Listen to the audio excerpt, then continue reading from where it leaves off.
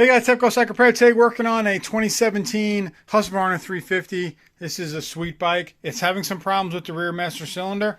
He's gone through a couple fluid changes and it's still losing pedal feel. It's dropping all the way down. So we're just going to rebuild it. It's a pretty simple process. We're going to start out with cracking the banjo bolt up top right here. So you want to crack this first and also loosen this one. Looks like someone's already been on that with pliers or something. We're going to crack this loose and crack this while it's mounted. It makes it easier. And then we're going to take off the 2/8 here. We're going to take off the one here so we can get the push rod out here, or the plunger, and then we'll be able to just take this off and bring it over to the bench and rebuild it. So I'm going to go ahead and do that. I'm going to take this banjo bolt off, crack this loose, take these two out, and take this one out, and we should be able to take this right out. Also, guys, if you haven't done this before, for sizes, this is a 12. This is a 21 millimeter, and these are 8s. All right, I already got them all loose. So let's take it out. All right, when you get it up out of here, this just pulls right out of the bottom. All right, I'm going to go ahead and loosen this all the way and take it out. I just got a cup here to catch any fluid that falls. All right, guys, so on the bench here, this is the kit I'm going to be using. This is the All Balls kit, and there's your number there. And this is what it fits if you want to pause and look, see if yours is on there. The kit comes with a new plunger, a new spring, comes with 2 new washers for the banjo bolt, comes with a dust cap for the bottom right here. It comes with an O-ring for the top cap, goes underneath here. And it also comes with a new retainer to hold in the plunger, which on some bikes it uses a little circlip in here. So to take this apart is pretty simple. You're going to grab the bottom. Sometimes you can pull them out.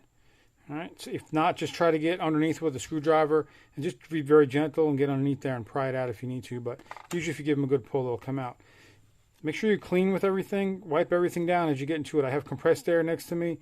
And any of this stuff in here, if it looks to be dirty, I'm going to make sure and clean it all out. This is where the plunger goes from the brake pedal. And if you take something and you can see when you push this in, see it moves there. All right, that's right. That's where the plunger is. I'm going to take this cap off right here, wipe all that out, make sure there's no debris in there. I'm going to dump the whatever fluid is remaining in here.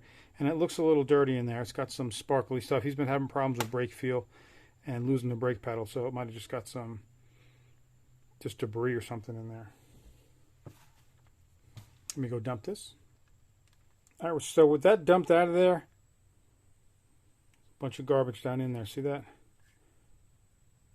You want to make sure all this stuff is clean. If you're rebuilding it, build it, clean it all out. All right, so let's get the plunger out. Now to get the plunger out in this one, instead of having a retainer ring or anything in here, it has this Torx. Now the kit comes with a brand new one, so we're able to just take it out.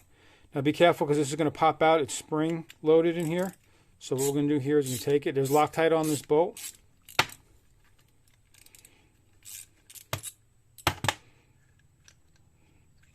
All right, so I'm holding it with my thumb, and I'm able to just pull this out. All right, so you can just, that's with it in, hold it with my thumb, pull it out, and this is just going to come out of here.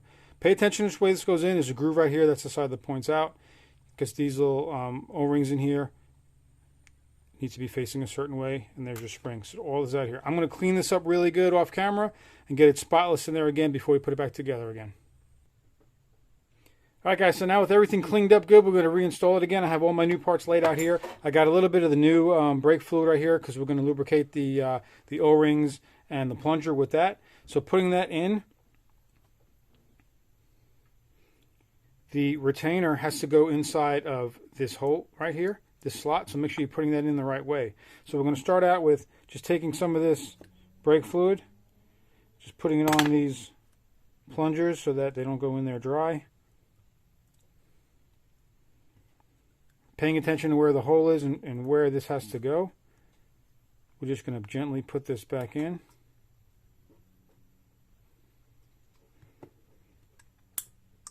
Push it in, drop our pin in.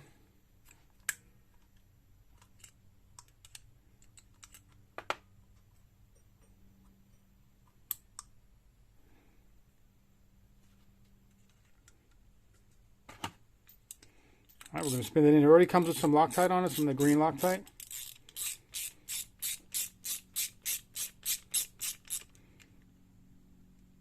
Don't kill it, just make it snug. Good to go there. Here we're going to put our new O-ring on the cap.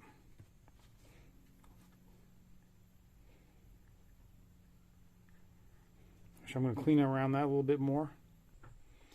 All right, with that cleaned up a little better, got that new O-ring on there. We have our dust cap to go on the bottom, and that just pushes into place.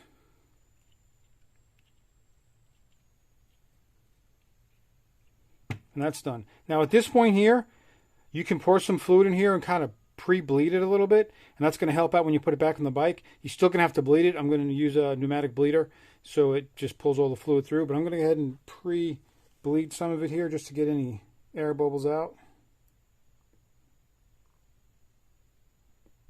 All right, so I got some grease in there. I like using Super Lube, but what you want to do, guys, is there's a lip on here, and when you push it in there, you want to make sure that it goes all the way on and the lip seals so you don't get any fluid or water inside of there. So when you're putting this on, make sure you put it on and it completely seats in there. All right, so it should look something like that, where this is just not falling out on its own. I'm using Motul 660. It's a high heat brake fluid. It's a race high heat brake fluid. All right, I put some fluid up on top. I just poured a little bit in there. I'm just going to slowly work. I can see all the bubbles coming out. All right, and let that go all the way down. I'm going to put a little bit more in there.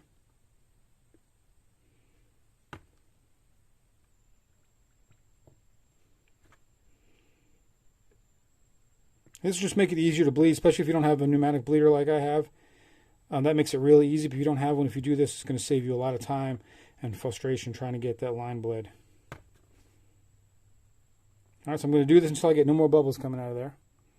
All right, so I've done that a couple times, and you can see when I push down on it, I'm not getting any more bubbles coming out of there. It's just pushing the fluid up. All right, so we're good now. We're bench bled. I'm going to go put it back on the bike, get everything snugged up. All right, guys, so we're all mounted back up. Remember, when you're putting these in, I took them off with an impact, but you don't need to do that. Just make sure when you put these back in, you don't put them in with the impact. Just spin them on. I'm using a T-handle wrench. Make them snug. They're probably around 7 foot-pounds of torque, 6-7 foot-pounds. Very low torque on these, that one, and that one. So that's all in. The top 12 millimeter is tight. I got it filled with fluid. I'm using a pneumatic bleeder, so it's easy for me. I can just do this with one hand. I can pull the lever here. So that's hooked up there, and then I just loosen this. You can see it coming out. Now just pay attention to the fluid up here. You can watch it go down.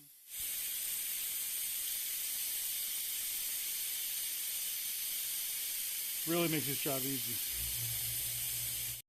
And guys, if you haven't used one of these pneumatics before, when you're done bleeding it, you just close this as it's still sucking out, and you put your cap back on, and you don't have to do any pumping and bleeding like traditional bleeding. This lever now is perfect.